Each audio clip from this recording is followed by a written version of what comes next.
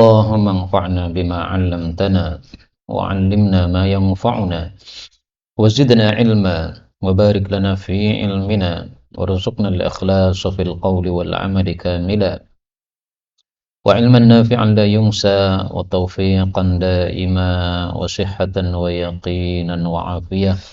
اللهم افتح لنا كل خير، اللهم اكفنا بحلالك عن حرامك وأغننا بفضلك عمن سواك. Amin ya rabbal alamin.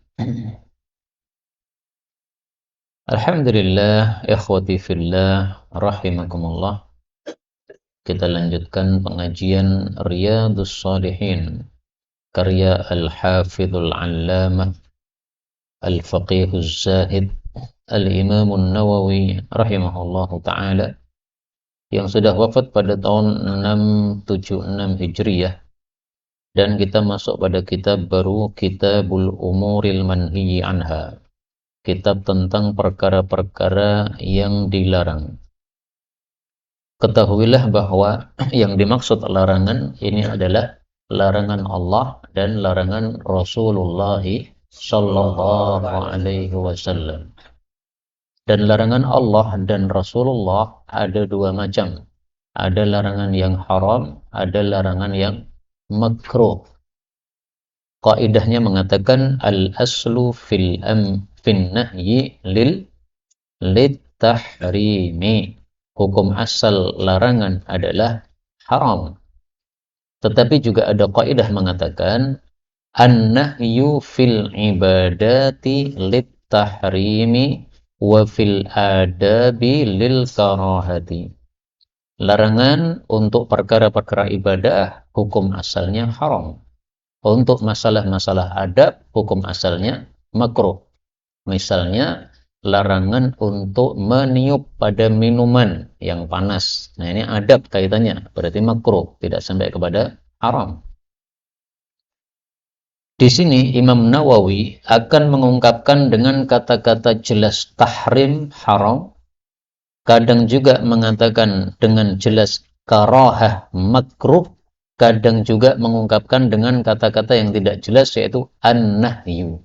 Nah, maka ketika beliau mengatakan tahrim, ini berarti perkara ini tidak diperselisihkan keharamannya. Kalau beliau mengatakan makruh, berarti beliau memilih pendapat yang mengatakan makruh untuk hal tersebut. Kalau beliau mengatakan an-nahyi larangan, nah ini perlu nazar padanya, apakah termasuk yang haram ataukah termasuk yang makruh. Bab 254, babu tahrimil ghibah, bab diharamkannya ghibah, wal amri bihifdzil lisan, bab dan perintah menjaga lisan. Kaidahnya mengatakan salamatul insan fi hifdzil lisan. Selamatnya manusia dalam menjaga lisan. Kenapa beliau pertama kali memulai dengan masalah lisan? Karena lisan ini adalah salah satu dari dua anggota tubuh yang paling inti pada manusia. Yang pertama zahir yaitu lisan, yang kedua batin yaitu hati. Dua anggota ini dua anggota inti. Kalau lisannya lurus, semua anggota tubuhnya ikut lurus. Kalau hatinya bagus, maka semua amalannya ikut menjadi bagus.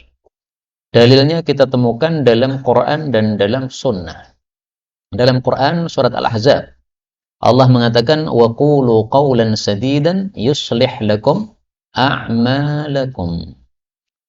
Berkatalah yang lurus maka Allah akan perbaiki semua amal kalian. Kok diartikan semua? Karena di sini adalah jama' dan dia mudhaf. Al-jam'ul mudhaf yufidul umum. Jama' mudhaf menunjukkan umum. Semua amal diperbaiki oleh Allah. Adapun dalil hadis Nabi sallallahu alaihi wasallam, maka hadis riwayat Tirmidzi tukaffirul lisan. Idza asbaha ibnu Adam, apabila manusia masuk waktu pagi, fa innal a'dha kullaha, maka semua anggota tubuhnya, mata, telinga, tangan, kaki, semuanya tukaffirul lisan, tunduk kepada lidah. Fatakul, mereka bilang kepada lidah, wahai lidah, ittaqillaha fina fa innama nahnu bika, kami hanya ikut kamu. Fa in istaqamta istaqamna wa in wajajta wajajna, kamu lurus kami lurus, kamu bengkok kami bengkok. Hadis riwayat Tirmidzi, disahihkan Ibnu Khuzaimah, juga disahihkan Al-Albani. Kemudian beliau di sini menampilkan kalam Allah pada surat Al-Hujurat ayat 12, qala Allah Ta'ala wala yaghtab ba'dukum ba'dha, dan janganlah menggunjing sebagian kalian terhadap sebagian yang lain. Apa definisinya menggunjing? Menyebutkan kejelekan orang di belakang orang tersebut, itu namanya menggunjing. Maka kalau menyebutkan kebaikan orang di belakang orang itu bukan menggunjing, ini namanya memuji. Kalau menyebutkan kejelekan orang tapi di depan mata dia, ini bukan menggunjing, tapi menegur atau mengejek, tergantung niatnya. Kalau niatnya baik berarti menegur, niatnya jelek berarti mengejek. Nah, menggunjing ini sebutkan keburukan orang tapi di belakang dia. Ayuhibbu, apakah suka ahadukum, salah satu kalian, ayyakul lahma akhih, untuk memakan daging saudaranya sendiri, mayyitan, yang sudah mati. Fakarihtumu, kalian pasti membencinya. Artinya apa? Menggunjing sesama muslim sama dengan memakan dagingnya dalam kondisi dia sudah mati. Maka dalam hadis yang sahih bisa dilihat di dalam kitab Al-Hadits Al-Mukhtarah bahwasanya Sayyidina Umar dan Sayyidina Abu Bakar pernah menggunjing seseorang, maka Nabi mengatakan lahmahu baina anyabikuma, saya melihat daging saudaramu yang kamu gunjing itu di antara gigi kalian, selilitan pada gigi kalian. Nah, Nabi bisa melihat ya, bahwa orang sedang menggunjing orang lain itu sama dengan mencabik-cabik dagingnya dan dimakan-makan. Tapi kita nggak bisa melihatnya. Nah, Rasulullah bisa melihatnya.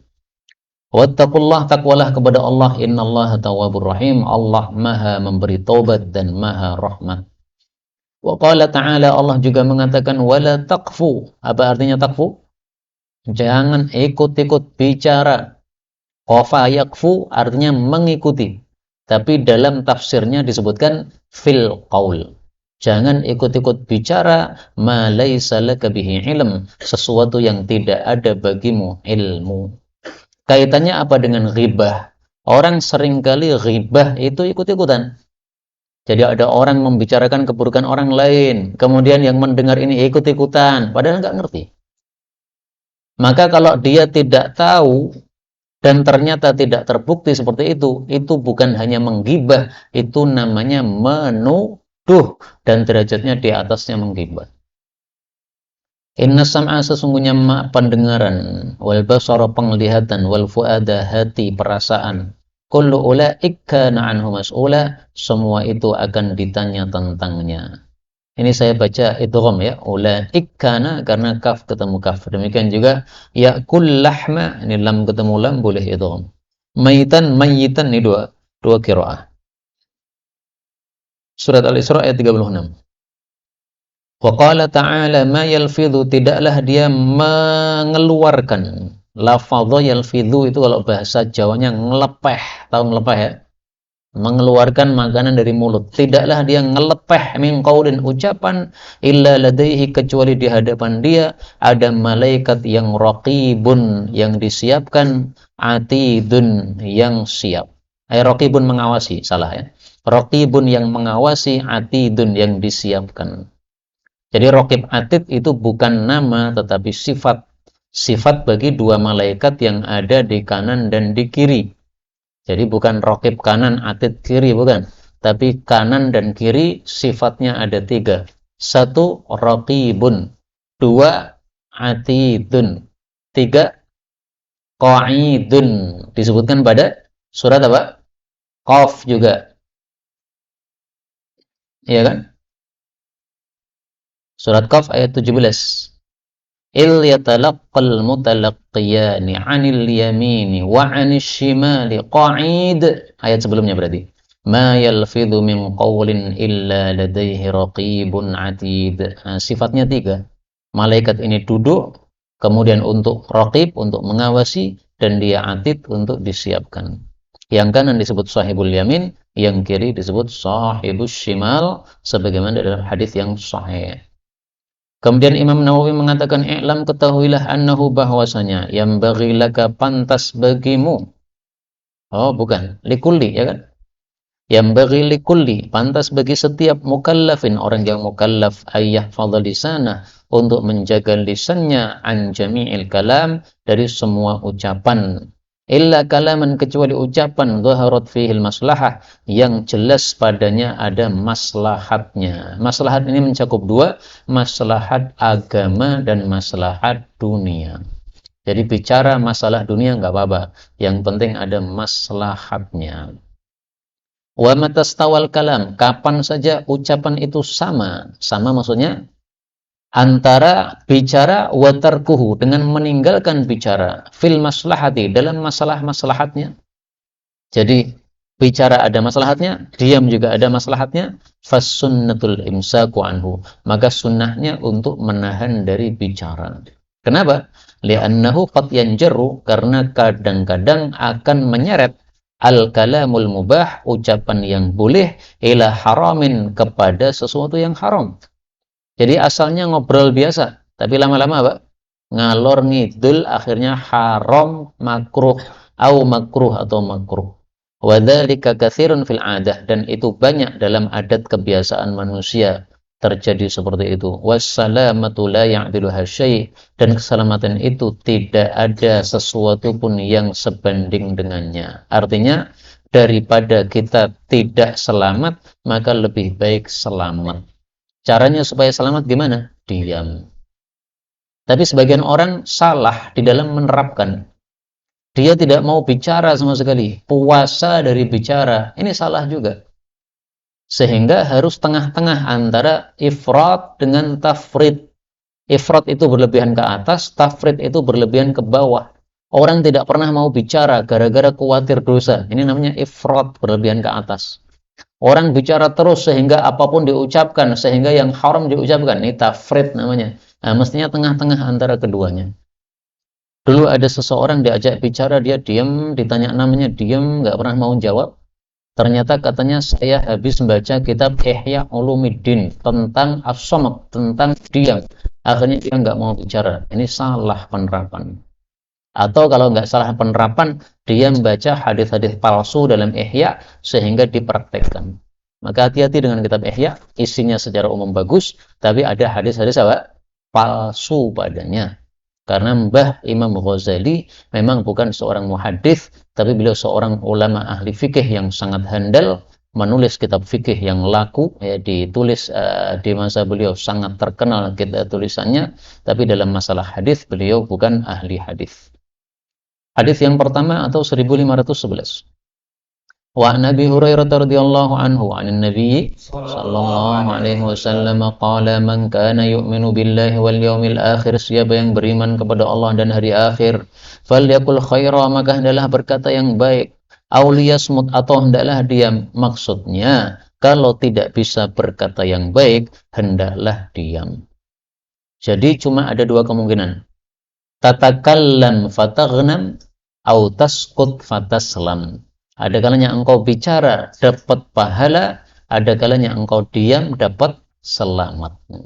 Maka kalau bicara tidak dapat pahala, enggak usah bicara. Tapi bicara dapat pahala ini ada dua macam tadi, bicara agama atau bicara dunia. Tidak selalu bicara yang dapat pahala itu harus bicara agama, tidak. Ada orang tidak bisa memperbaiki barangnya yang rusak, engkau ngajari dia. Nah, ini bicara dunia. Apakah ada pahalanya? Ada. Nah, karena apa? Memberikan manfaat kepada orang lain. Ini hadis menunjukkan bahwa mengatakan yang baik ini termasuk dari mukammilatul iman, penambah sempurnanya iman, karena Nabi mengatakan di sini man kana yu'minu. Iman kepada Allah ada berapa rukunnya? Ada rukun 6, ya kan? Tetapi ternyata disebutkan di sini hanya 2, billah wal yaumil akhir. Kenapa? Karena iman kepada Allah sudah mewakili dari rukun-rukun yang lain. Adapun iman kepada hari akhir, maka ini yang paling berat bagi orang-orang kafir, sehingga dikhususkan disebutkan oleh Sayyidina Rasulullah sallallahu alaihi wasallam. Kalau iman kepada malaikat, mereka pernah melihat malaikat pada perang Badar, sehingga susah untuk diingkari adanya malaikat. Tapi hari akhir mereka belum dapat contohnya, mana buktinya orang-orang tua yang mati dulu apakah ada yang hidup kembali. mereka merasa nggak ada buktinya. Muttafaqun alaih. Wa hadzal hadits, dan hadis ini sharihun, jelas, fi annahu, bahwasanya yang bagi alla yatakallam, sepantasnya tidak bicara, illa idza kana al-kalam khaira, kecuali jika ucapan itu baik. Apa definisi baik menurut Imam Nawawi? Beliau katakan wa huwa alladzi dhaharat maslahatuh, yaitu ucapan yang jelas maslahatnya. Kalau ngomong ada maslahatnya, ada kebaikannya. Nah, itu berarti ucapan yang baik. Bisa berupa agama, bisa berupa dunia tadi. Wa mata syakka, kapan saja ragu-ragu, fi dhuhuril maslahah, pada munculnya maslahat, fala yatakallam, maka jangan bicara. Jadi artinya menurut Imam Nawawi, orang mau bicara suruh mikir dulu, ada maslahatnya tidak? Kalau tidak ada maslahatnya, udah nggak usah.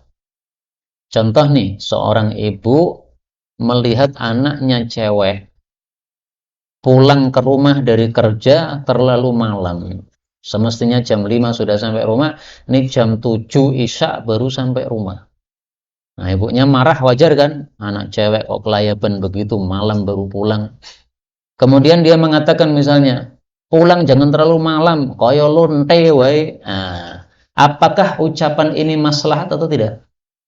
Kalau ternyata ucapan koyo lonte ini malah menyebabkan orangnya marah, kemudian malah tambah membangkang kepada ibunya, dan sebenarnya dia disentil sedikit aja sudah bisa, maka nggak usah diucapkan. Tujuannya bagus sebenarnya, meluruskan anaknya perempuan yang keluar rumah sampai malam, nggak pantas seperti itu. Tapi apakah ucapan ini pantas atau tidak? Kalau ucapan ini memang maslahat, silahkan diucapkan. Kalau anak perempuan itu keras kepala, kalau nggak diomongi gitu nggak akan berhenti, nah silahkan diucapkan. Kalau disentil sedikit aja sudah bisa lurus, ngapain pakai perkataan-perkataan kasar seperti itu? Maka disuruh mikir, kata Imam Nawawi, sebelum mengucapkan sesuatu. 12. Wa an Abi Musa radhiyallahu anhu, siapa nama Abu Musa al-Asy'ari? Abdullah bin Qais. Qultu, saya berkata, ya Rasulullah, ayyul muslimina afdal, siapakah muslimin paling utama? Qala, beliau mengatakan, man salimal muslimuna, orang yang umat Islam itu selamat, mil lisanih, dari lidahnya, wa yadih, dan dari tangannya. Maksudnya selamat dari gangguan ucapannya dan perbuatannya. Ucapan diungkapkan dengan kata-kata lisan, perbuatan diungkapkan dengan kata-kata yadihi. Padahal perbuatan tidak harus dengan tangan, bisa dengan kaki, menendang orang, dan sebagainya. Tapi disebutkan tangan karena tangan ini yang paling sering digunakan untuk perbuatan manusia. Jadi kharaja makhrajal ghalib, munculnya kata-kata tangan karena biasanya orang berbuat dengan tangan. Tapi dengan mata atau dengan bibir, ya, mencibir dengan bibir atau menendang dengan kaki, itu semuanya masuk dalam kalimat ini, min lisanihi wa yadihi. Yang dimaksud afdal itu adalah yang paling sempurna Islamnya. Jadi maksud hadis ini, siapa orang muslim yang paling sempurna Islamnya? Karena Islam itu bertingkat-tingkat. Ada Islam tingkat bawah, ada tingkat sedang, ada tingkat atas. Nah, ini maksudnya Islam tingkat atas kayak apa? Dari mana tahu tafsiran ini? Dari hadis yang lain. Beliau mengatakan, al-muslimu man salimal muslimuna min lisanihi wa yadihi. Ditafsiri oleh para ulama, ay al-muslimul kamil. Orang yang Islamnya sempurna, tingkat atas. Itulah yang dimaksud hadis ini. Maka semakin kita menjaga lidah tidak mengganggu orang, semakin kita menjaga anggota tubuh tidak mengganggu orang, semakin sempurna Islam kita. 13. Wa an Sahl bin Sa'din qala qala Rasulullah sallallahu alaihi wasallam, may yadman li, barang siapa yang menjamin untuk saya, ma baina lahyaihi, apa yang di antara dua rahangnya, wa ma baina rijlaihi, dan apa yang di antara dua kakinya, adman lahul jannah, saya jamin untuknya masuk surga. Hadis muttafaqun alaih. Apa yang ada di antara dua rahang? Mulut, ini rahang. Lahyun itu janib, sisi, ya. Maka orang Arab mengatakan lahyul haud, sisinya apa?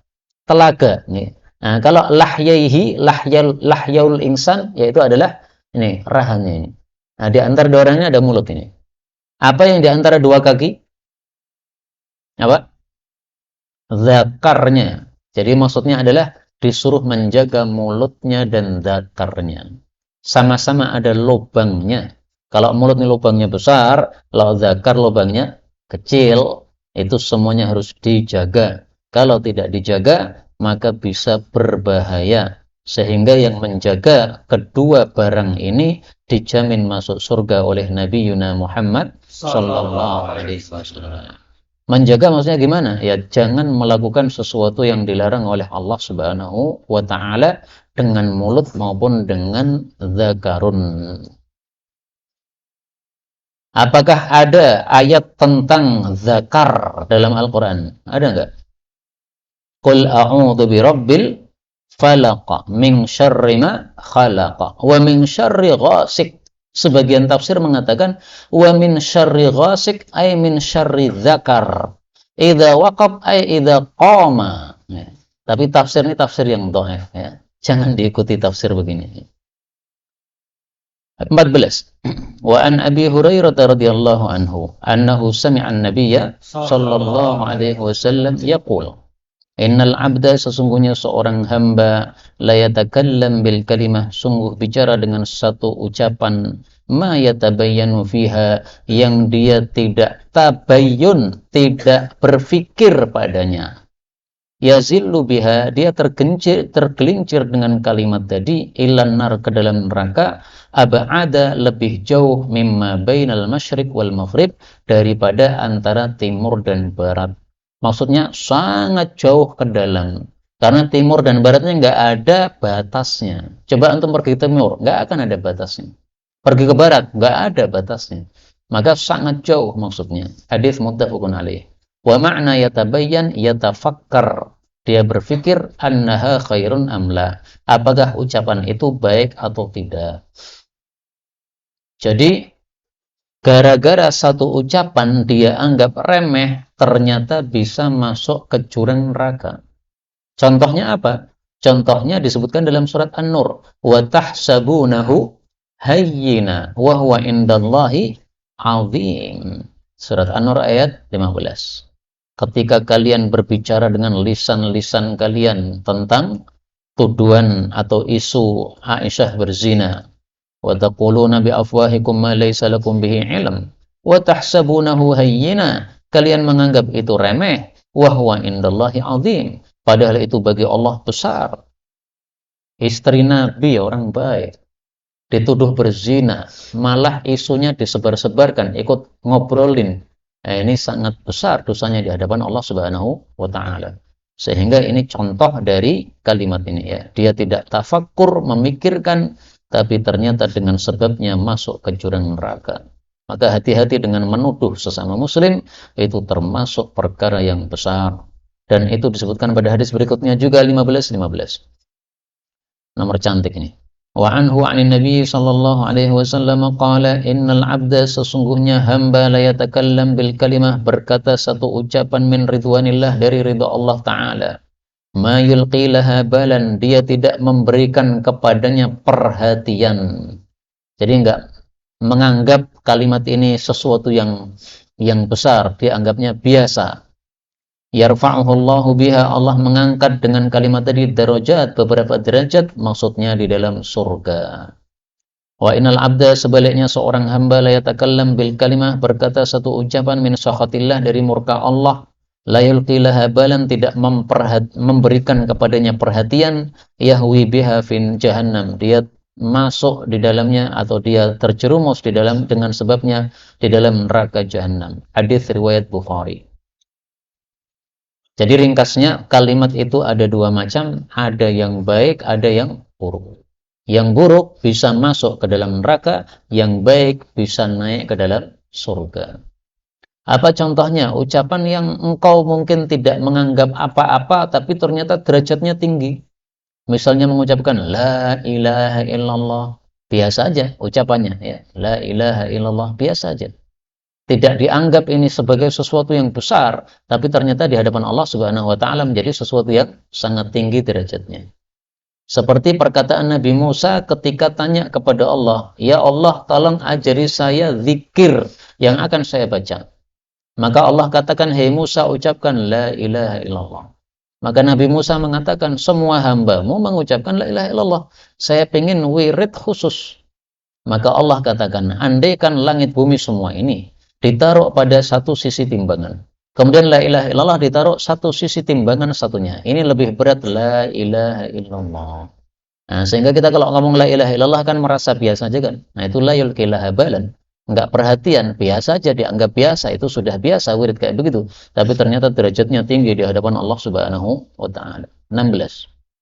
Wa Nabi Abdurrahmani Bilal bin al-Harits al-Muzani radhiyallahu anhu anna Rasulullah sallallahu alaihi wasallam qala inna ar-rajula la yatakallamu bil kalimati min ridwanillahi ta'ala ma kana yadhunnu, dia tidak mengira anta belugha, bahwasanya ucapan itu mencapai ma balagat, sesuatu yang dia capai. Wa yaktubullahu lahu biha, Allah mencatat dengannya, ridwanahu, ridhonya, ila yaumi yalqah, sampai dia berjumpa dengan Allah Subhanahu wa taala. Ridho Allah ini jangan diremehkan, ini perkara besar ini. Dalilnya dalam Al-Qur'an, Allah mengatakan wa ridwanum minallahi akbar. Surat apa? Surat At-Taubah ayat yang ke-72. Dan ridho Allah itu adalah perkara yang terbesar. Maka ini sesuatu yang sangat besar, ridho Allah, bukan sesuatu yang remeh. Sebaliknya, wa inna rajula la yatakallam bil kalimah min sakhatillah ma kana yadhunnu an tablugha ma balagat yaktubullahu lahu biha sakhatahu ila yaumi yalqah. Rawahu Malikun fil Muwatta'i wa Tirmidzi wa qala haditsun hasanun sahih. Ini maknanya sudah sama ya, tapi diulang-ulang oleh Al-Imam An-Nawawi tampaknya untuk mengingatkan kita, karena betapa banyak orang itu bicara tanpa peduli, ternyata bisa terjerumus ke dalam neraka. Hati-hati, karena perkataan itu memang bisa berbahaya. Bahkan perkataan bisa menyebabkan kafir. Apa dalilnya? Laqad kafara alladzina qalu innallaha huwal masih ibnu Maryam. Laqad kafara alladzina qalu innallaha tsalitsu tsalatsa. Surat Maidah, semuanya surat Maidah ini. Maidah ayat 17 dan ayat 73. Nah, maka ucapan bisa menyebabkan kafir. Tidak hanya perbuatan yang bisa menyebabkan kafir. Ucapan bisa menyebabkan orang jadi murtad. Selamat Natal, selamat Natal. Nah, murtad sudah. Kenapa? Berarti mengakui adanya Tuhan melahirkan anak. Ini syirik kayak begini. Nah, kalau engkau mengucapkan itu, berarti mengakui hal tersebut, berarti sudah murtad karena sudah mengakui kesyirikan kepada Allah Subhanahu wa taala. Na'udzubillah. Maka fatwa para ulama-ulama kita tidak boleh ucapkan selamat Natal kepada orang kafir. Meskipun sebagian syudzul berpendapat enggak apa-apa mengucapkan selamat Natal.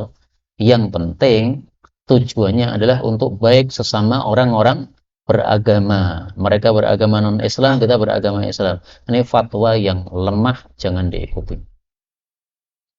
15-17. Wa an Sufyan bin Abdullah radhiyallahu anhu qala qultu, saya berkata, ya Rasulullah, haditsni, beritahukan saya, bi amrin, satu perkara, a'tasimu bih, yang saya berpegang dengannya. Qala qul, ucapkan, Rabbi Allah, pemeliharaku adalah Allah. Tsumma istaqim, kemudian istiqamahlah, yaitu istiqamahlah di dalam imanmu kepada Allah tadi. Rabbi Allah ini kan menunjukkan dia iman kepada Allah kan. Nah, maka istiqamah maksudnya istiqamah di dalam iman tersebut. Qultu, saya berkata lagi, ya Rasulullah, ma akhwafu, apa yang paling ditakutkan, ma takhafu, yang kamu takutkan, alayya, terhadap diri saya. Fa akhadha, beliau memegang bilisani nafsih, dengan lidah diri beliau sendiri. Tsumma qala, kemudian beliau mengatakan, Hadza, ini lidah ini yang saya takutkan pada kamu. Hadis riwayat Tirmidzi dan dia mengatakan haditsun hasanun sahihun. Gara-gara ucapan bisa menyebabkan cerai suami istri. Percaya tidak? Seorang suami ngomong sama istrinya, besok saya nikah lagi. Maka istrinya katakan, cerai saya saja daripada saya dimadu. Nah, suaminya mengatakan, baik saya cerai. Nah, gara-gara ucapan terjadi cerai. Gara-gara ucapan bisa perang antara dua negara. Gara-gara ucapan bisa terjadi pertempuran antara dua kabilah. Gara-gara ucapan bisa terjadi jotaan antara seseorang dengan temannya, seseorang dengan bapaknya atau ibunya, seseorang dengan orang paling dekatnya. Nah, ini gara-gara ucapan semuanya. Karena itu Rasulullah SAW takutkan tentang lidah ini. Kita ambil beberapa faedah. Faedah yang pertama, disyariatkan minta tausiah atau nasihat kepada ulama. Dia mengatakan hadithni bi amrin a'tasimu bih. Ini kalau kita kumpulkan permintaan wasiat dari sahabat kepada Nabi dan wasiat beliau kepada para sahabat yang meminta wasiat atau nasihat bisa jadi satu buku. Karena banyaknya hadis-hadis yang seperti ini, yang ini menunjukkan disyariatkannya minta wasiat atau tausiah kepada para ulama. Sehingga kalau kita ketemu dengan para ulama yang sudah tinggi ilmunya, terutama para sesepuh, ulama-ulama sepuh, itu minta dua hal. Satu, minta wasiat. Dua, minta doa. Kalau tidak bisa dua hal ini, minimal salah satu. Minta wasiat saja atau minta doa saja. Tapi ada sebagian ulama atau kiai yang dimintai doa nggak suka dia. Nah, maka kalau antum tahu dia nggak suka dimintai doa, minta wasiat saja. Di antara mereka Imam Ahmad, beliau diketuk pintu rumahnya. Assalamualaikum, waalaikumsalam, ini siapa? Saya adalah fulan, diutus ibu saya yang sudah lama sakit lumpuh nggak bisa berjalan, dia nyuruh saya untuk minta doa kepada engkau. Maka Imam Ahmad dari dalam rumah mengatakan sambil tampak marah, siapa saya? Minta doa kepada saya. Dan beliau tidak mau bukakan pintunya. Maka ada orang tua keluar dari rumah Imam Ahmad. Mungkin saja itu adalah istrinya. Kemudian menemui pemuda yang di luar pintu tadi. Apakah kamu yang tadi minta doa kepada Imam Ahmad? Iya. Nah, tenanglah, Imam Ahmad sudah mendoakan ibumu. Jadi Imam Ahmad sebenarnya mendoakan, tapi dia tidak suka dimintai doa begitu. Kenapa? Karena orang semestinya langsung ta'alluqnya kepada Allah Subhanahu wa Ta'ala. Jangan ta'alluq kepada manusia-manusia. Ta'alluq kepada Imam Ahmad, sehingga mau doa nunggu ketemu Imam Ahmad. Nggak doa-doa sama Allah akhirnya. Nah, maka seperti itu yang Imam Ahmad nggak suka, sehingga beliau meskipun mencegah orang itu untuk meminta doa kepada dirinya, tapi beliau tetap mendoakan. Didoakan supaya ibunya segera sembuh. Maka pemuda tadi pulang ke rumah, ternyata disambut ibunya sudah bisa berjalan kaki, dan ini keramatnya Imam Ahmad bin Hanbal rahimahullahu ta'ala. Ini ada ulama-ulama begitu, tidak suka untuk dimintai doa. Yang kedua, faedah yang kedua, hadis ini menyuruh kita untuk istiqamah. Perintah istiqamah ini perintah yang cukup berat karena manusia dilengkapi dengan syahwat, sehingga kadang-kadang ya baik, kadang-kadang yang menyimpang. Nah, maka disuruh istiqamah di dalam kebaikan, di dalam iman kepada Allah Subhanahu wa Ta'ala. Rasulullah bersabda, "Syayyabatni Hudun, telah membikin saya beruban surat Hud." Apa maksudnya surat Hud? Maksudnya perintah istiqamah di dalam surat Hud. Fastaqim kama umirta. Surat Hud ayat 112. Istiqamahlah seperti engkau disuruh oleh Allah. Dan juga orang-orang yang tobat bersamamu juga silahkan istiqamah. Nah, perintah istiqamah ini dirasa berat oleh Nabi sehingga menyebabkan munculnya uban, kata beliau. Jadi mikir perkara berat menyebabkan apa? Peruban. Maka kalau pengen rambutnya tidak beruban, jangan mikir abot-abot. Jangan juga pakai sampo yang tidak pas nanti juga akan berubah. Kemudian faedah berikutnya, hadis ini menunjukkan ludah itu tidak najis karena Nabi akhadha bilisani nafsi. Beliau pegang lidahnya. Setelah pegang beliau mengatakan, ini yang paling saya takutkan padamu. Seandainya ludah itu najis, beliau tidak akan pegang karena memegang najis ini berarti menajiskan diri sendiri. Hadis terakhir pada pertemuan kali ini 15-18. Wa an ibni Umar radhiyallahu anhuma qala Rasulullah sallallahu alaihi wasallam la tukthirul kalam, jangan banyak bicara bi ghairi dzikrillah, tanpa zikir kepada Allah. Kenapa? Fa inna kathratal kalam, karena sesungguhnya banyak bicara bi ghairi dzikrillah, tanpa zikir kepada Allah taala, qaswatul lil qalbi, mengeraskan hati. Wa inna ab'adan nas, dan sesungguhnya paling jauh manusia minallahi, dari Allah, adalah al-qalbul qasi, ay sahibul qalbil qasi, pemilik hati yang keras. Hadis diriwayatkan oleh Imam Tirmidzi dan derajatnya dhaif menurut Al-Albani, tetapi sahih menurut An-Nawawi. Imam Nawawi dalam muqaddimah kitab Riyadhus Shalihin, beliau mengatakan, saya nulis kitab ini, saya kumpulkan dari hadis-hadis yang sahih. Berarti semua hadis dalam kitab ini derajatnya menurut Imam Nawawi apa? Sahih. Karena itu saya menulis satu buku dengan judul Al-Ahadits As-Sahihah Ad-Dha'ifah. Hadis-hadis yang sahih plus dhaif. Gimana maksudnya sahih plus dhaif? Maksudnya ahadits sahhaha Tirmidzi wa dha'afaha Al-Albani. Disahihkan Tirmidzi tapi didhaifkan Albani. Wa ahadits sahhaha An-Nawawi wa dha'afaha Syekhuna Mahirul Fahl. Ada juga hadis-hadis yang disahihkan oleh Imam Nawawi tapi didhaifkan oleh guru kami Syekh Mahir Al-Fahl. Yang pertama, ini adalah saya ambil dari kitab Sunan Tirmidzi. Yang kedua, ini saya ambil dari kitab Riyadhus Shalihin. Karena kitab Riyadhus Shalihin ini sudah ditakhrij oleh guru kami Syekh Mahir Al-Fahl. Nah, di dalam takhrijnya beliau menyimpulkan ada beberapa hadis yang dhaif. Nah, salah satunya adalah hadis ini tadi, ini dhaif menurut Asy-Syekhul Albani, juga menurut guru kami Syekh Mahir Al-Fahl. Sehingga karena hadis ini diperselisihkan derajatnya oleh para ulama, ya kita boleh taklid kepada sebagian dari mereka. Taklid kepada Imam Nawawi, menganggap hadis ini sahih, silahkan. Imam Nawawi juga seorang ulama. Taklid kepada yang mendhaifkan hadis ini, silahkan, karena yang mendhaifkan juga ulama. Tapi ringkasnya begini, hadis ini maknanya secara umum benar karena sesuai dengan hadis-hadis yang sahih sebelumnya. Orang mau bicara, hendaklah difikir.